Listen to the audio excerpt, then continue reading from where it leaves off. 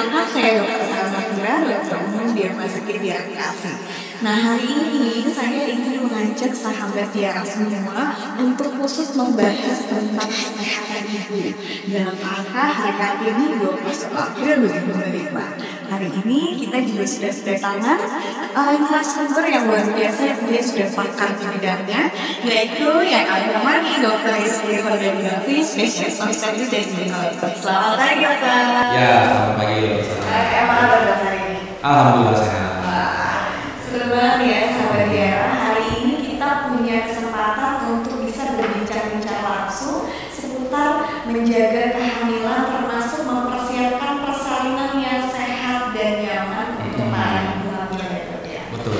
Oke, baik dok. Ini mungkin sekarang karena tema yang akan kita bawakan adalah berkaitan dengan ibu yang sehat menghasilkan persalinan yang aman dan nyaman. Nah, kira-kira dokter bisa memberikan penjelasan singkatnya dok, gimana sih caranya supaya ibu-ibu di Indonesia atau mungkin khususnya di Bekasi itu bisa mempersiapkan proses kehamilan dan juga persalinan yang aman dan nyaman? Oke, baik. Saya mulai ya.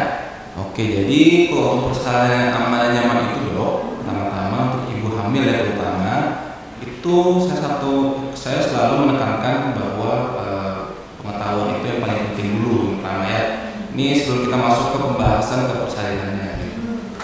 Jadi sebelum dia tahu dia persalinannya sama proses kehamilan, dia harus tahu nih pengetahuan dia kalau hamil itu apa sih yang akan terjadi, habis itu apa sih yang akan terjadi pada tubuh saya gitu.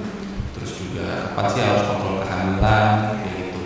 Habis itu juga setelah pada saat ANC-nya kontrol kehamilan, juga nanti pada saat persalinannya itu juga harus tahu juga ibu hamilnya. Nah, berhubung sekarang tema tentang persalinan yang aman, jadi yang pertama itu adalah pengetahuan. Jadi ibu hamil itu harus cari dulu.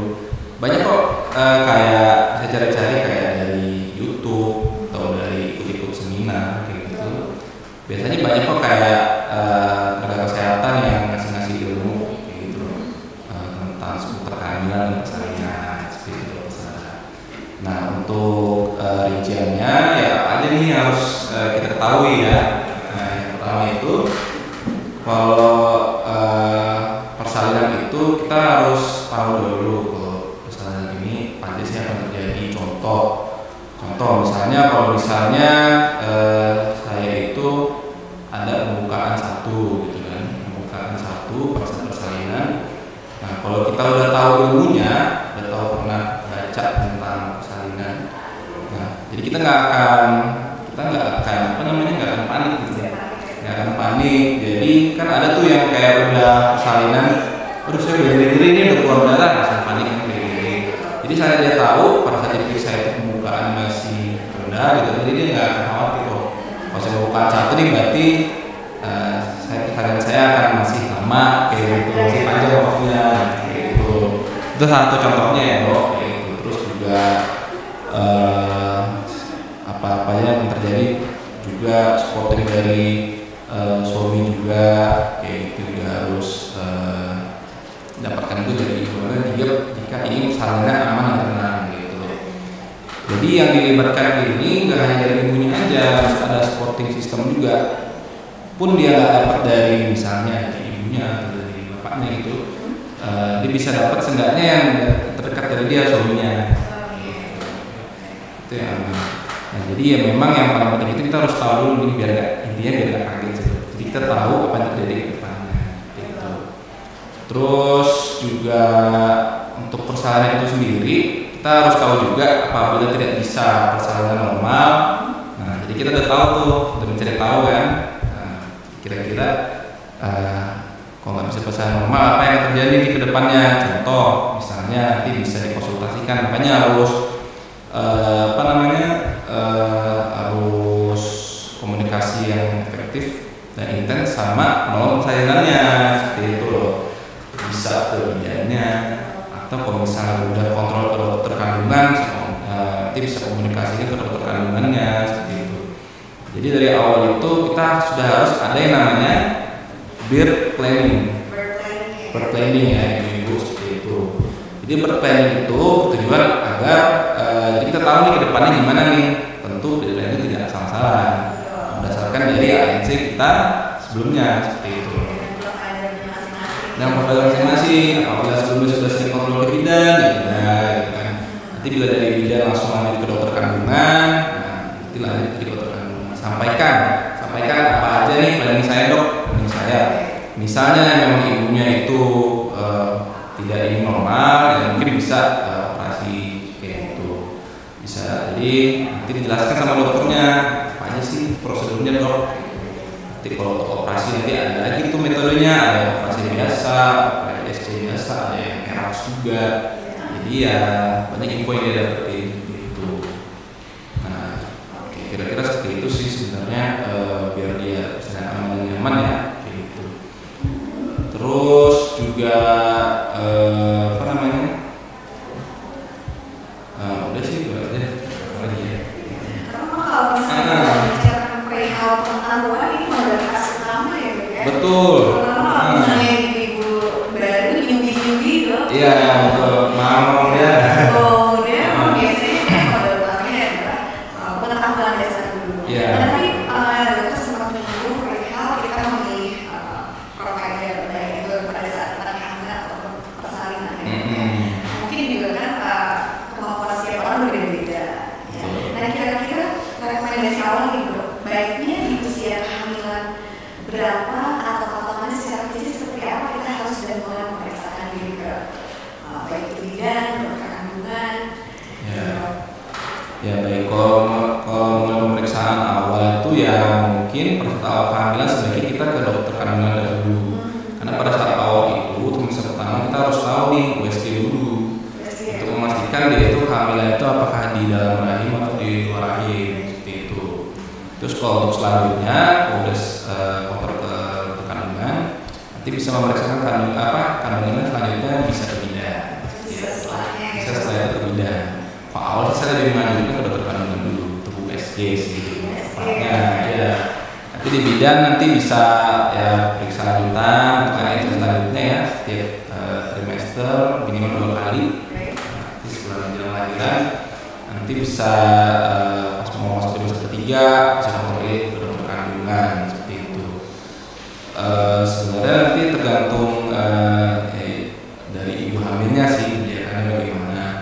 Tapi kalau dari saya nanti pada saat kontrol trimester pertama dokter kandungan, trimester ketiga baru dokter kandungan gitu sih. Berarti minimal di semester 1, trimester 1 dan juga trimester 3 untuk memastikan terlebih dahulu nih sahabat kita semua apakah kehamilan ini kondisinya normal atau tidak ya dan juga dilihat atau tidak. Betul.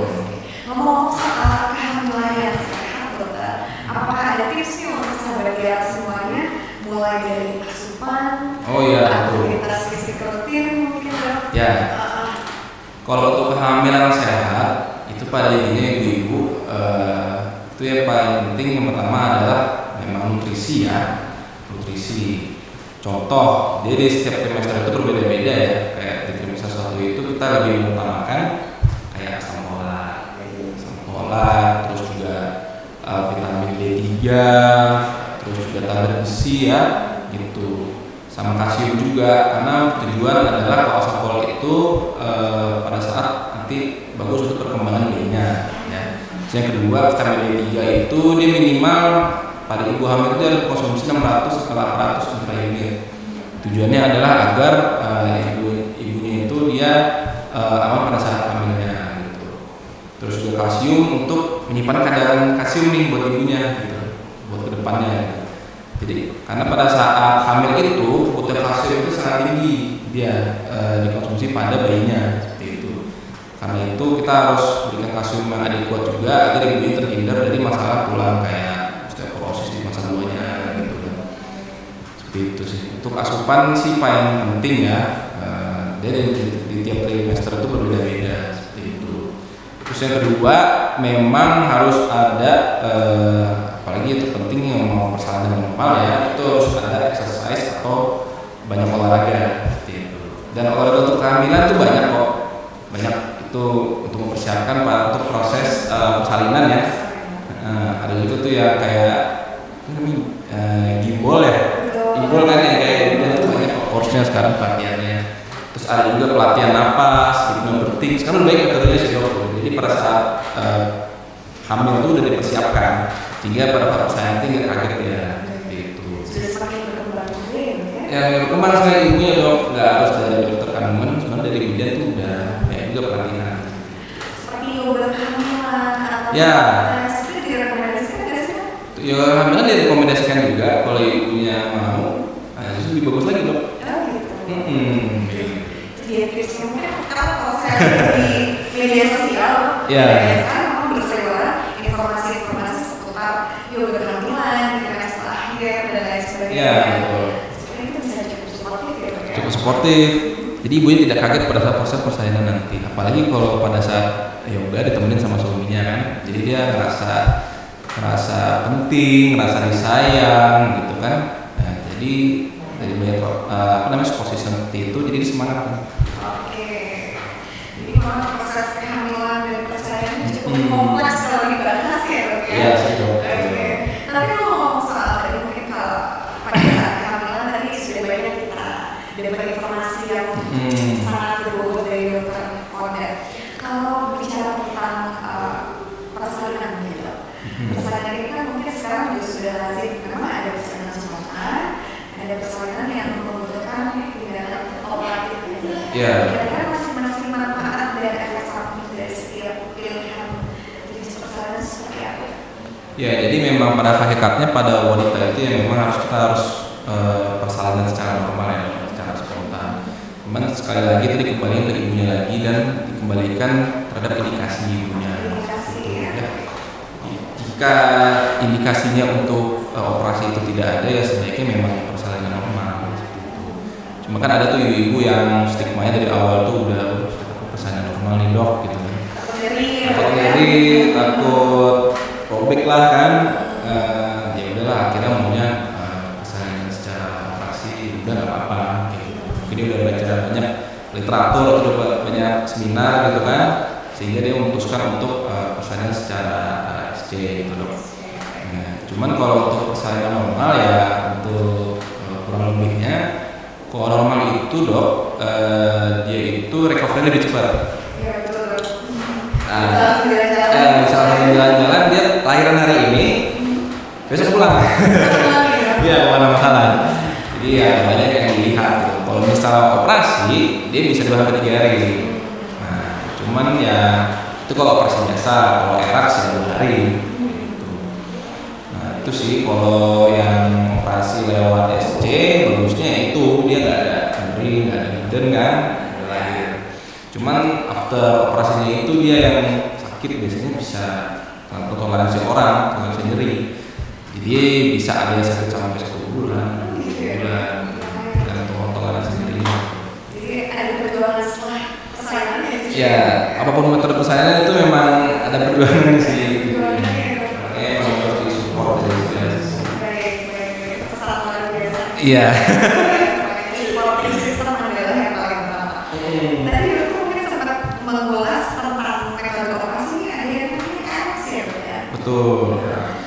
Kalau RX itu bedanya apa sih, Dok, dengan prosedur SC biasa? Ya, jadi kalau RX itu kan apa namanya? Dia itu sebenarnya metode operasinya itu dia sama aja. Metode operasinya sama aja. Cuman yang membedakan itu memang anti nyerinya dok seperti itu. Dari obat-obatan, anestesi atau obat biusnya seperti itu. Jadi dari kalau dari RX ini dia ada beberapa macam obat bius yang dipakai sehingga pasiennya itu dia tidak nyeri. Bahkan 6 jam setelah operasi itu dia bisa jalan-jalan.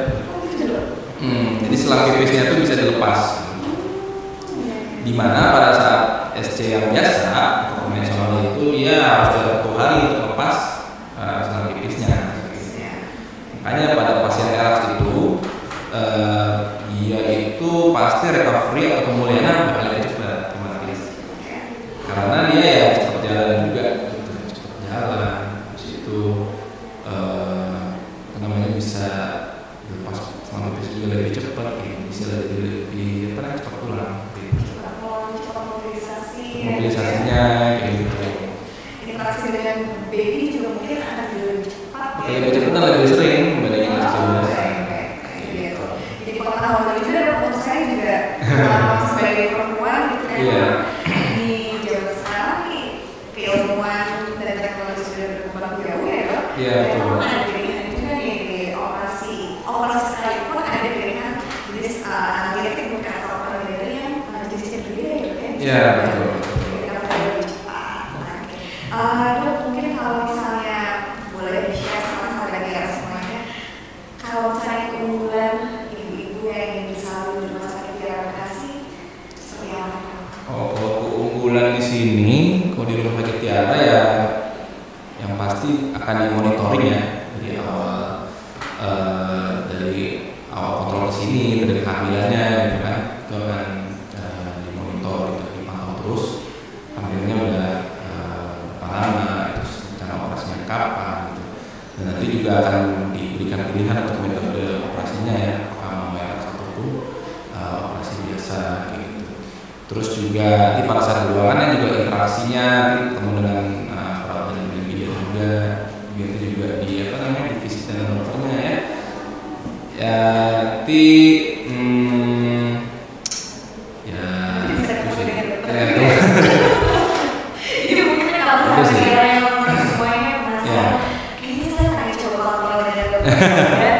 boleh dibagi mungkin dok jadwal prakteknya dokter di operasi. Prakteknya ya saya setiap hari Senin sampai hari Sabtu ya kecuali hari Kamis. Semuanya pagi sih. Jam 8 sampai jam 10. Setiap hari. Jadi pagi sekitar Senin sampai Sabtu kecuali Kamis ya dok. Ya betul. Itu boleh dicatat tuh sahabat ya. Yang mungkin mau untuk konsultasi kalau poli kandungan boleh ya dok. Boleh. Itu buku datangannya. Mungkin terakhir juga sebelum kita closing, apakah ada pesan-pesan? Ini kan berhubungan juga dengan peringatan hari Kartini ya, pesan-pesan atau mungkin motivasi untuk perempuan Indonesia. Ya pada dasarnya itu memang wanita ini kan apalagi lebih pada hari Kartini ya.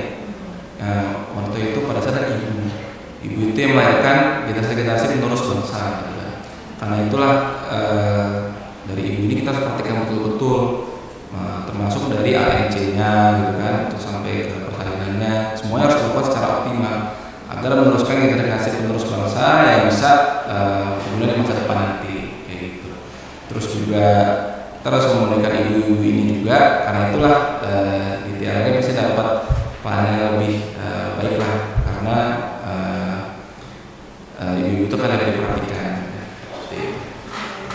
Udah sih itu. Karena kalau saya pernah baca salah satu favorit saya, para ibu itu adalah pejuang peradaban. Para pejuang peradaban ya. Orang-orang sukses lahir dari ibu yang hebat dan dimulai dari sejak kehamilan ya. Kehamilan ya betul. Semua persiapan yang optimal itu akan menghasilkan buah yang baik. Generasi terus bangsa yang baik. Rizky Rifonda sudah berbagi pengetahuan dengan kita, informasi yang luar biasa dan mudah-mudahan memberikan manfaat untuk sahabat ya semuanya. Baik sahabat ya semuanya, saya Dr. Sarah izin pamit undur diri dulu. Sampai ketemu lagi di podcast kita berikutnya. Sampai jumpa. Assalamualaikum warahmatullahi wabarakatuh.